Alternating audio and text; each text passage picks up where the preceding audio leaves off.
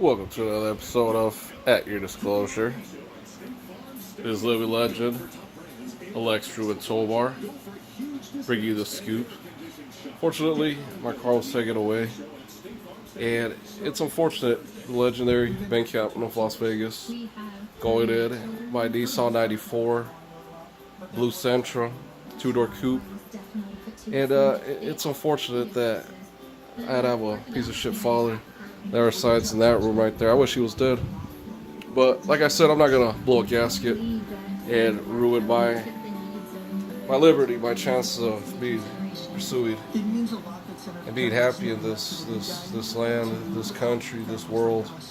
I do get upset, and I think to myself, damn man, we all had a chance to enlist, we all had a chance to serve. We didn't do it, or we failed. That's not my fault.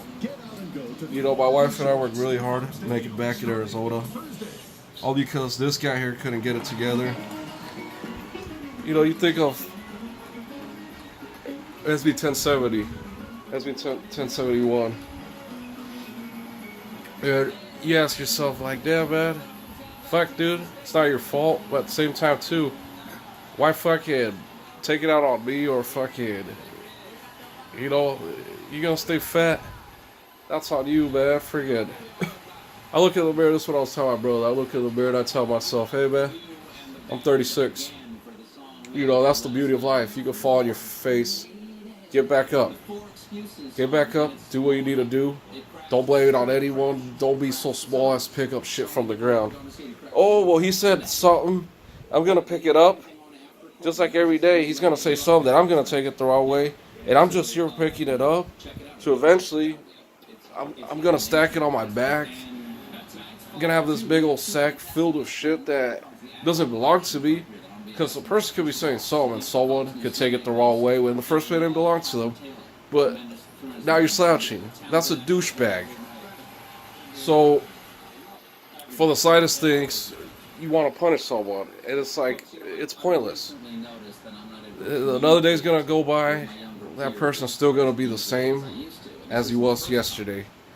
There's just say no change here, but yeah, well, my car's gone. It was towed, and when I moved down here from Las Vegas, you know, I had my Nevada driver's license, and I couldn't get the car under my name, so I got under my father's name. So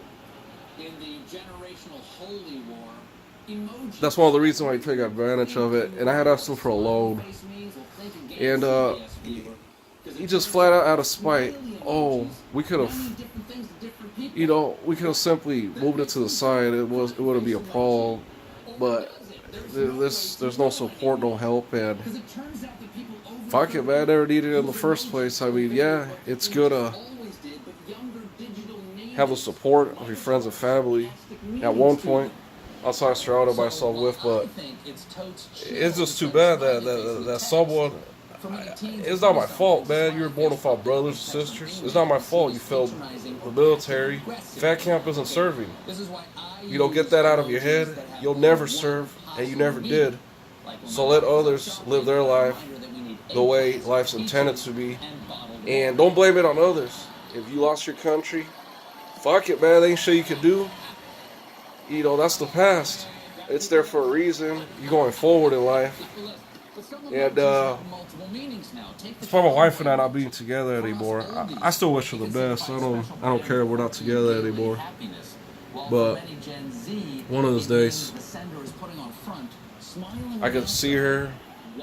I know that we're still cool. But yeah, this shirt here, I'd wear it at the ballpark. Known for this shirt.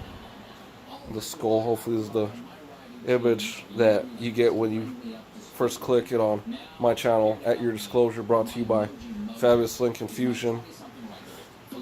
And I've said it'll be 5 several shows. At Your Disclosure mainly discloses bank information, but as well as, and you'd be surprised, each episode is guarantee you one clue to one lead. Even in the smallest clues here, as having coffee. My mother-in-law, rest in peace, Rolanda, she was morbid, and I feel that We should have gone on Sundays, taking the light rail when I was living on 17th Avenue. And Camelback, we had a condominium. Both my brother, myself, and my wife. And yeah, it would have been good. It would have made us think about before acting out of emotion. That's one thing that humans are known for. My wife's from Illinois. That shit was getting to me, and you know, a lot of times you don't have much, but you do what you can in order to get what you want, and you make the best out of it. So this shirt I've had it since like, oh man, since like early 2000s, like 2001 I believe, or around there, 2000, 2001. There's some things in life to be grateful for. At least I could have some hot coffee. That's what I told myself. Don't lose your cool, Alex. It's all good. It's just annoying, and it's just never ending. I told my wife, hey man, you know, I must have done something real bad, and yeah, karma is real. You know, you have a group of people, and you have one person trying to do what he can with what he has, and everyone around you is just like, no, he can't do that. No, well, I couldn't do that. Why should you? And that's the mentality of a bucket full of crabs psychology. Someone doesn't have a high school diploma. Someone hasn't worked in years, thinking kids is going to solve my problems. And assuming, my wife, we got this for us. As you can see, this is the master bedroom, the master quarters. And we didn't get it just for people to come here and say, well, I don't want to do shit with my life. I hope you can accept me and my daughters and now your son. And it's like, no. You know, I'm the uncle. If I yell at your son, it's because he's doing something he's not supposed to. He's going to learn eventually. You know, he goes to school and he gets bullied. What are you going to do then? That's just how the world is. It's a dog-eat-dog world. Me being the uncle, the authority figure, I got to teach him better. Or else the guy down the street's going to teach him for you when he's throwing his trash on their property for no fucking reason. It's baloney. But like I said, you know, learning how to go forward and not blowing a gasket. It's what it's all about. And just like coffee and waking up, it is roughly 11 o'clock. This is about 10 minutes fast. And it's about 12 minutes fast. 10 minutes fast, so it's 11:02, so 23:02. So this video is supposed to drop at 23:55 on that fabulous fine on Wednesdays. Shout out to my boy B.Dot Dizzle. Rest in peace. I'm glad I don't drink anymore. And working at the ballpark is a pleasure. I worked there for many years, seasonal, and it grants you a lot of opportunities to go to school,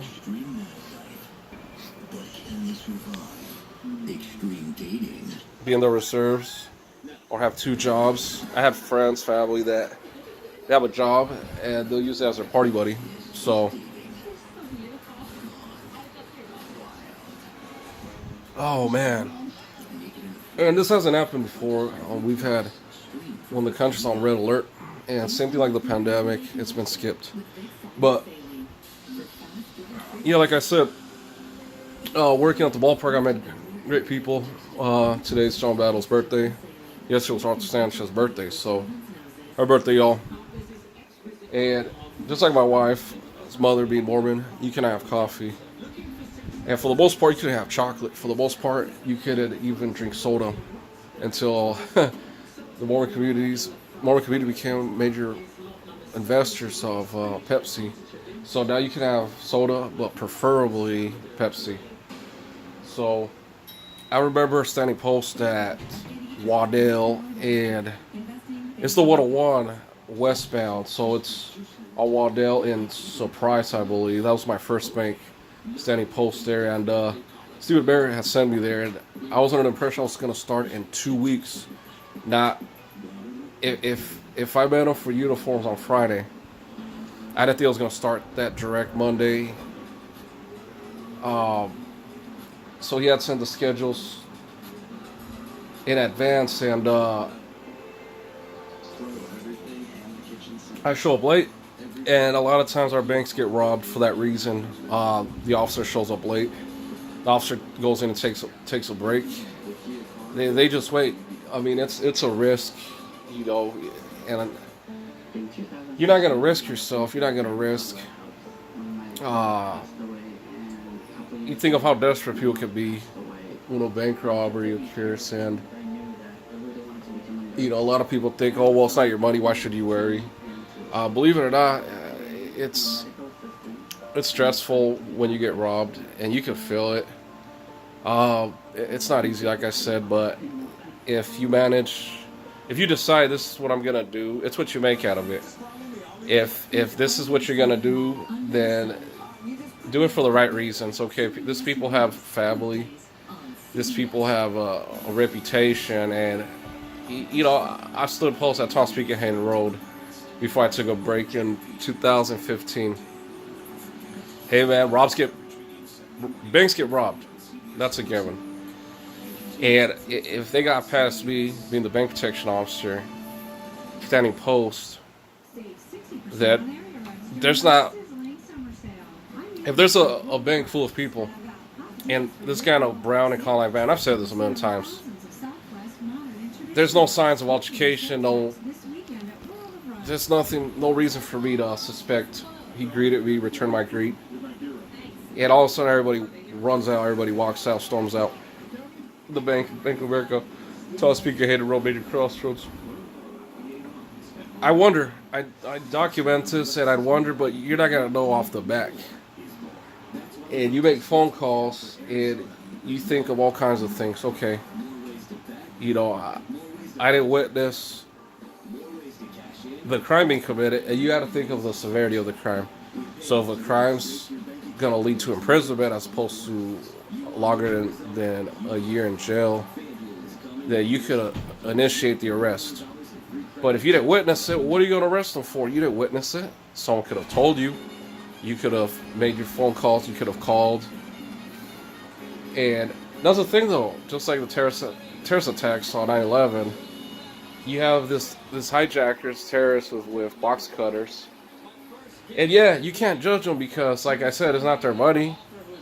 But it's almost like us as a community need to come together and put a stop to this criminal activities. And when someone steals, when someone robs, we all lose. Same thing. One of the most crushing things you ever want to hear is this: I support my family. Aren't you here for my protection?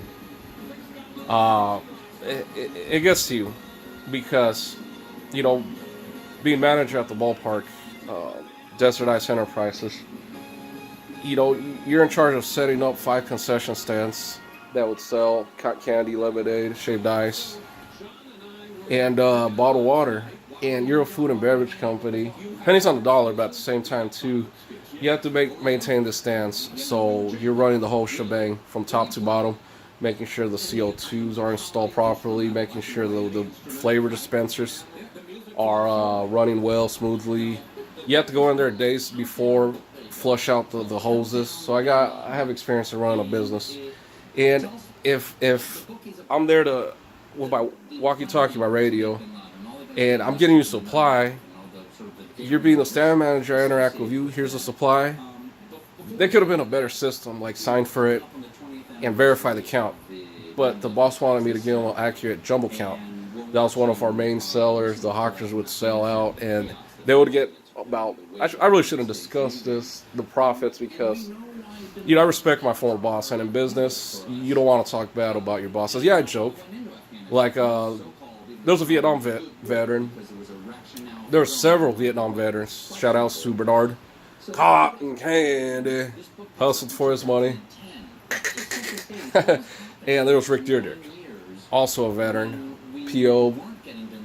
And, yeah, you know, I joke with my friends, family members over the internet. You know, like I said, take it with a grain of salt. Just like I was telling you about that smear on the ground. You know, you're going to find yourself sandwiching, just trying to scrape it, just to take off what's already on the ground, you know. It's already said and done. I'm leaving it there. I know who I am. I'm way up here. For me to even pay attention to that smear on the floor. But a lot of people don't think this way. A lot of people think, oh, no. And people love to instigate. And that's the type of society we didn't have, where we need to fix the society and be a better society for a better future. But everyone's telling one another's business, trying to make someone look bad, and that's how rumors are. Oh, well, I heard. You can't be that small. Look how small that is. Look how big I am compared to that smear. That's shit right there by comparison. You know, I try to make an episode without cursing so it could be acceptable for kids. Hopefully that's passable, but at the same time too, that's me running a risk getting hit up by YouTube telling me, no, you cannot cuss if it's for kids, so it might be for adults. But moving forward, I really consider Las Vegas, and that's it, man. I had enough. Just tomorrow, myself being on the contract, my wife, Carlos Santiago, and my mother, Rosa Tolwar Licea. Some people pronounce it Licea. So, you're not on the contract. You shouldn't be here. I've kicked everyone out already. So, that's how I'm going to do tomorrow. So, I have a choice tomorrow. Because I told myself, hey, man, you're doing things out of spite. I'm going to have no choice because I have patience. And I think to myself, how safe can you feel after you push me? You push me so much. And the type of person I am, if you already know how I am, oh, let's not tell your brother that your sister's underage pregnant. Let's not tell your brother that your sister's pregnant. Oh, let's not tell your brother because of his temperament. He's temperamental, just like any other person. So you know this, how a person is. How safe do you feel? And it's almost like, I don't have bad intentions, but at the same time, too, I kind of do wish I was. I told my wife before, I wish I was like her. You know, I wish I was that way. I wish I was like everyone, like a normal person. You know, but after a while, you do start thinking like, damn, man, wouldn't I like to just walk in there? Fucking pick up. I have 45-pound weights in there. I also have a rifle in there under my bed. I got to check all this stuff because nothing is safe in my house. So with that being known, all you have to do, if you're on contract and the other visitors are not on contract and you've asked them to leave, that's all you gotta do. According to the Tenants Act. Last time I had said Renters Act, it's the Tenants Act. They have to leave as soon as you tell them. If they don't leave, you have them trespass, and that's it. So there's a choice of me doing that tomorrow, just having everyone trespass. Hey man, you did things out of spite. I can't allow myself to pick this weight up and drop it on your head. You know, I can't go around walking with knives in my pocket, you know. Whatever's in my pocket is entirely my business. And we've had problems because of me carrying a friggin' bottle opener. You know, I would drink Heineken where you need to open the bottle cap with the bottle opener. So if I'm carrying something in my pocket or a nail clipper, oh, he's carrying something, and they'll panic and they'll use any little thing to panic and target one person. And it's almost like, hey man, I worked hard for what I have here. 360 view. This isn't much, but from where I came from, this is definitely an improvement. And you're sick of it. You ask yourself, how much can I allow this reality to fill me up with so much air that I'm just gonna blow up? I feel like I'm probably one of the most patient persons on the planet, and it's taking a toll. I told my brother, I'm sounding about it. I tell my brother, you know, I'm a reasonable man. I'm not gonna blow a gasket like Jay Mata will tell, because that piece of shit's a coward. When I see him, I'm gonna kick his ass. Everyone deserves a good ass beating, but to take advantage of someone in their sleep, you ask yourself, did that take courage? Did that make me a man? I couldn't face this person because he ignored my father. You're really that smear of shit to me. And I can't wait till things become better, but I gotta do what I gotta do. And it's too damn bad because I really had high hopes. I had new neighbors. I had to tell my brother I have two neighbors. The front ladies that enjoy the WNBA. And the new neighbors. You know, the house was painted. The house looks great. You know, they look pleasant. And I never understood how important popularity is at the cost of someone. I could have died that day. I wake up injured, and I tell my parents, well, I couldn't push my car into the driveway because I have injuries. There's a lot of things I couldn't do because someone's taking advantage of me, and not just once, several times. So the people that are aware of how many times I've been taken advantage of, not just in my sleep, but in what I leave unattended for a slight second or in the fridge, where I didn't mind you eating my food. When my wife and I first got this place, we'd go to Sam's Club, fill the whole friggin' fridge up with food. We have visitors that'll enjoy our food. My wife would complain on me. I told her, well, that's what food's for. And, you know, I was one thing I learned from Uncle. We call him Fi. We call him number 5, but it's pronounced Fi. Faye. Rafa, and that's what food's for. We end up throwing a bunch of freaking food out. And it's like, damn, man, you really hate your brother that much? I sometimes wonder if I never would have moved back to Phoenix, Arizona when I was living in Las Vegas. Where would everyone be? Probably still in an apartment on 35th Avenue in Glendale. Probably freaking just all bundled up, and the clutter, it's not going anywhere. It's going to remain there for a real long time. But like I said, man, freaking, you know, I'm alive, I'm still here, and there's things I could do where you'd have to believe of serenity and having the courage to do it because, man, and it's funny how religion works sometimes. I hadn't prayed in a long time. I mean, I'll say thanks to the Creator. But yes, today I actually prayed at Ubabil. And I've noticed that's how it's worked. Believe it or not, I prayed, and usually it's almost like a punishment. Okay, all of a sudden you're being grateful, because that's all I was grateful for what I have. Like earlier today, before I cleaned up the place, I had several pots here. You know, so I sit here and you know I conduct my studies, my research, my investigations, and I write it down, whatever's important. If not, take a mental note, like the great Robert Brooks used to tell me. And I have a lot of experience to know where I want to be in life, and sometimes you just got to take a back seat and work behind the scene, like manufacturing medical equipment, medical devices. There's nothing wrong with that. But I have noticed that once you start trying to do good, it's almost like a test, and that's where that test is that's where you're being tested. Right there is your faith. Are you gonna let this set you back? You know, because there's a lot of things, and it's almost like feeding a pet dragon if you had a pet dragon. You know, thinking what's stronger, what's real, because just like the yin and the yang, you know, you can't have good without evil. So I worked hard to get where I'm at, from being that smear of shit to freaking sleeping in a California king-size bed. And it's funny because even the smallest things, I had pizza today, and I double baked it. But in someone's mind, they won something on contaminating, ruining his own brother's food, life, when being born in this country. That's what I had today. 2 slices of pizza, and this was given to me by Kim from overseas. I had the receipt here. But yeah, thinking that's why I got a raise. I don't see the logic of that. Who would give you a raise from contaminating someone's food where I'm just going to digest it? And that's why I had to be a big pot of coffee so it could just circulate through my system. But I also have plenty of water, pots in there.